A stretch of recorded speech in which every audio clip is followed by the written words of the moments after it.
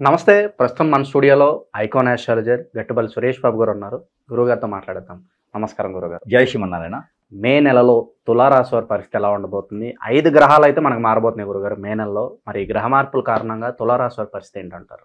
ఈ 2025 సంవత్సరం మే మాసం వరకు మనం వచ్చి ఉన్నాము. 5వ మాసం ఇది. ఈ మే మాసంలో మనకి తెలుగు సంవత్సరాల ప్రకారంగా అయితే 2వ మాసం కింద వస్తుంది ఇది.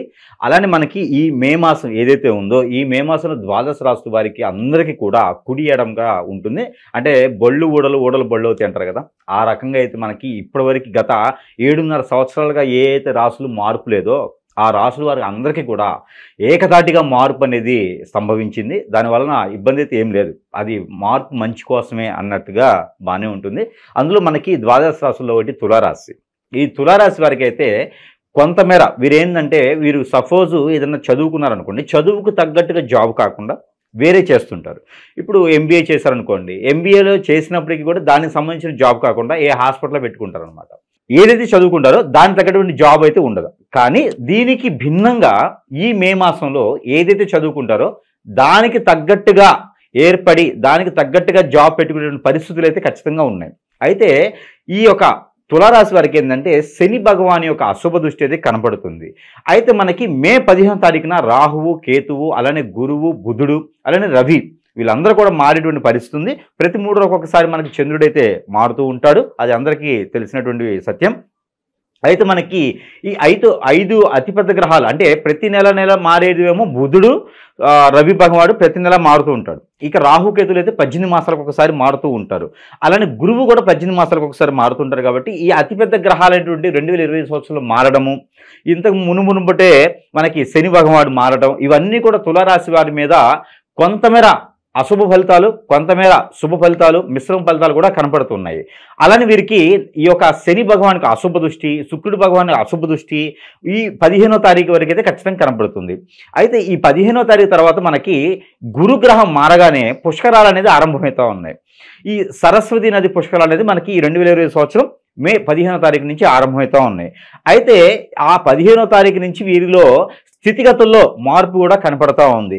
మరొక విషయం ఏంటంటే కనుక మే 4వ తారీఖు నుంచి కత్తెర అనేది కూడా మనకి ఏర్పడుతుంది. అంటే మూటంతో సమానం కత్తెర.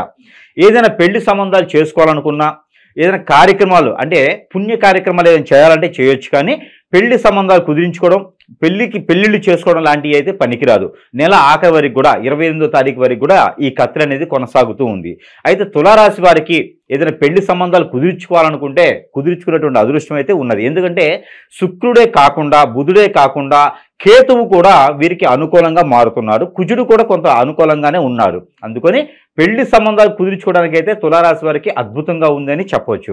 అలానే విదేశీయానం ఎవరైనా చేయాలనుకుంటే కనుక 22వ తారీఖు తర్వాత కనుక వీరు విదేశీయానానికి ప్రయత్నం చేస్తే ఖచ్చితంగా వీరు త్వరలో విదేశాలకు వెళ్ళేలాగైతే కనబడుతుంది. జాబులో వెసులుబాటు అయితే మాత్రం కొంతవేర కనపడట్లేదు. పై స్థాయి ఉన్నటువంటి అధికారులు ఏమైనా అన్నా కూడా అవి ఏదైనా పట్టించుకోకుండా ఉండడం మంచిది. ఫిష్ చేయికి వెళ్తానో, లేకపోతే మనం ఇంకేదన్నా బిల్డప్ కోసమో, లేకపోతే ఇంకేదైనా మనం చూపించుకోవాలని ఈగోతత్వంతో చూపిస్తే మాత్రం ఖచ్చితంగా ఇబ్బంది పడే అవకాశాలు ఉన్నాయి. కాబట్టి మనం చేతులు పట్టుకొని తల వంచడం వల్ల తప్పైతే కాదు. రానున్నటువంటి కాలంలో రాజులుగా జీవించాలి, రాజులుగా పాలించాలి, రాజులుగా బ్రతకాలి అనుకుంటే కనుక తల వంచడంలో తప్పులేదు. కాబట్టి ఈ మాసం మొత్తం కూడా జాగ్రత్త వహించుకుంటే చాలా మంచి జరిగేదానికి ఆస్కారం ఉంది. మరొకటి ఏంటంటే ఈ తులారాశి వారికి గత కొంతకాలంగా అయితే పితృదోషాలతో కొంతమంది బాధపడుతూ ఉన్నారు. పోయినటువంటి కుంభమేళలో కావచ్చు, పండగల సందర్భంలో వారి కార్యక్రమాలు చేసి ఉన్నారా సరే, లేకుంటే కనుక ఇప్పుడు మనకి పుష్కరాలు ఆరంభమవుతున్నాయి. కాబట్టి ఈ పుష్కరాల్లో పుణ్యస్నానం ఆచరించి పెద్దలు చేసే కార్యక్రమం ఏదైతే ఉంటో అవి నిర్వర్తించినట్టయితే వీరికి ఆర్థిక సమస్యలే కాకుండా, జాబుల వెసులుబాటే కాకుండా, పెళ్లి సంబంధాలు కుదిరించుకొని ఇల్లు కావచ్చు, వాకిలు కావచ్చు, కార్లు కావచ్చు ఆ శోభకు ఏర్పడేసి అన్ని రకాలుగా ఆర్థిక స్థితిగతులు అన్నీ కూడా మెరుగుపడేందుకు, గ్రహాలు ఇచ్చి ఉన్నటువంటి దోషాలన్నీ కూడా తొలగించుకునేందుకు ఆస్కారం అయితే ఖచ్చితంగా ఉంది అని చెప్పొచ్చు. అయితే ఈ ఒక పుష్కరాల కాలంలో సరస్వతి నది వరకు తీరం వరకు వెళ్ళాలా అని అయితే లేదు. సమీప దూరంలో ఉన్నటువంటి నది, వాగు, చెరువు, కోనేరు, సెలయేరు, బ్రహ్మగుండాలు, సముద్రాలు ఇలాంటి వాటిలో ఎక్కడైనా సరే స్నానం ఆచరించవచ్చు. అలాంటి పుణ్యకార్యాలు అయితే ఖచ్చితంగా వీరు చేసుకునే దానికైతే ఖచ్చితంగా ఉంటుంది. ఆర్థిక స్థితిగతుల పరిస్థితి ఏంటి గురుగారు వీళ్ళకి? వీరికి ఆర్థిక స్థితిగతి అంటే అప్పులు కనుక ఎవరికైనా ఇచ్చి ఉన్నారనుకోండి, అవి వచ్చేటువంటి ఆలోచన లేదు, ఖచ్చితంగా గొడవ లేదు. కాబట్టి ఈ మాసం వరకు అడగకుండా ఉండడమే మంచిది. ఎవరికైనా డబ్బు ఇవ్వాలి అంటే కూడా వీరు ఏమి ఇవ్వకుండా, వీరు ఏంటంటే డబ్బు ఇవ్వాలంటే వీరి దగ్గర ఇవ్వరు.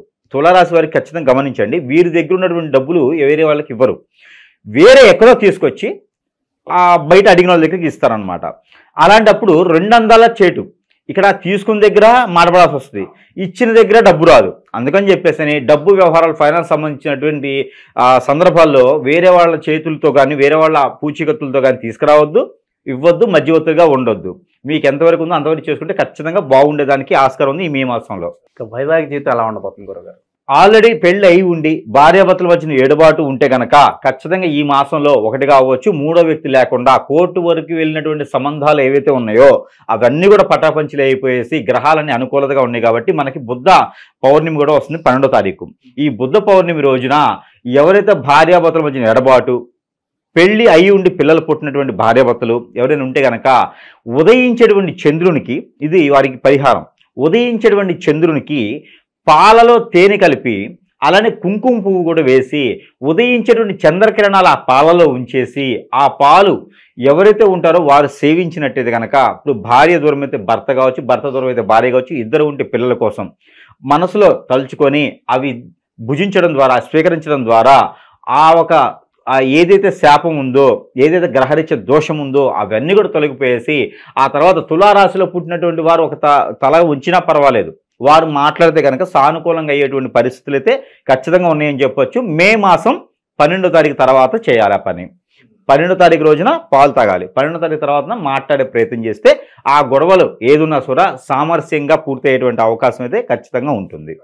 ప్రజెంట్ ఉన్న గ్రహస్థితి బట్టి వీళ్ళు ఎలాంటి రెమెడీస్ చేసుకుంటే బాగుంటుంది అంటారు? మరి ముఖ్యంగా ఈ తులారాశి వారికి మే మాసం మొత్తం కూడా వీరికి శుక్రవారం, శనివారం 2 వారాలు కూడా వీరికి చాలా అద్భుతంగా కలిసి వస్తాయి. ఏదైనా ఉన్నతమైన కార్యక్రమం మొదలు పెట్టాలనుకుంటే, ఈ పెళ్లి సంబంధాలు కావచ్చు, లేదా శుభకార్యాలు కావచ్చు, లేదంటే కనుక ఏదైనా ఎదిగేదానికి, జీవితంలో ఎదగాలనుకుంటే దానికి ముందడుగు అనేది వేసుకునేదానికి శుక్రవారం, శనివారం 2 రోజులు వీరికి అనుకూలంగా ఉన్నాయి. అలానే 6, 8 రెండు డేట్లు కూడా వీరికి అనుకూలంగా ఉన్నాయి. 6, 8 అంటే 15 అలా కూడా మనం తీసుకోవచ్చు. 15, 24 అలా కూడా వీరికి సానుకూలంగా ఉంటుంది. అలానే వీరికి కలిసి వచ్చేటువంటి కలర్, ఇందులో ఒక్కసాయి కలర్, ఆరెంజ్ కలర్, అలానే ఎల్లో కలర్, ఈ 3 కలర్స్ కూడా వీరికి ఈ మాసం మొత్తం కూడా అద్భుతంగా కలిసి వస్తాయి.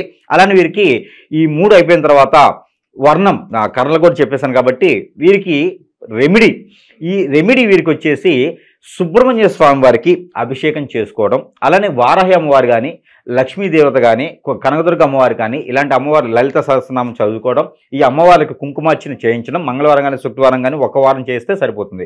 కుంకుమార్చన చేయించడం, ఆవుకి ఆ పాలకూర, తోటకూర లాంటివి తినిపించడం ద్వారా వీడికి ఖచ్చితంగా గ్రహాలన్నీ అనుకూలతగా మారుతాయి. అలానే తేనె, పాలు, షుగరు లేదా పటికి బెల్లం, కండ చక్కెర లేదా బెల్లం వేసేసినటువంటి పాలు ఏవైతే ఉన్నాయో ఇవి ఆ వినాయక స్వామి వారికి అభిషేకం చేస్తే ఖచ్చితంగా వీరిలో ఉన్నటువంటి విఘ్నాలు ఏవైతే ఉన్నాయో అవన్నీ కూడా తొలగిపోయేది ఉంటుంది. ఇది బుధవారం రోజున ఉదయం సమయంలో చేయాలి.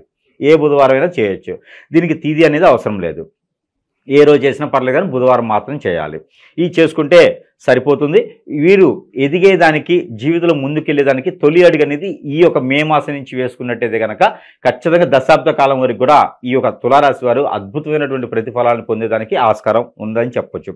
అలానే ప్రతి మాసంలో ఇస్తున్నట్టుగానే వీరికి ఈ మాసంలో ఇవ్వాల్సినటువంటి నెంబర్, వీరు పఠించుకోవాల్సినటువంటి నెంబర్ తులారాశి వారికి 8242-643 8242-643. ఈ నెంబర్ని 333 అంటే 333 సార్లు పారాయణ రూపంలో జపం చేయాలి.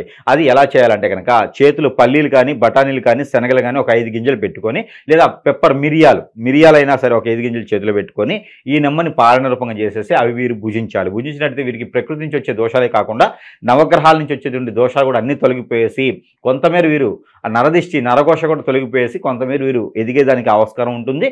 అలాంటివి చేసుకున్న ద్వారా తులారాశి వారు కూడా ఈ మే మాసంలో అదృష్టవంతులయ్యేదానికి అవకాశం ఉంది. ఈ చిన్న చిన్న రెమెడీస్ చేసుకుంటే చాలు. చాలా బాగా వివరించారు గురుగారు, ధన్యవాదాలు.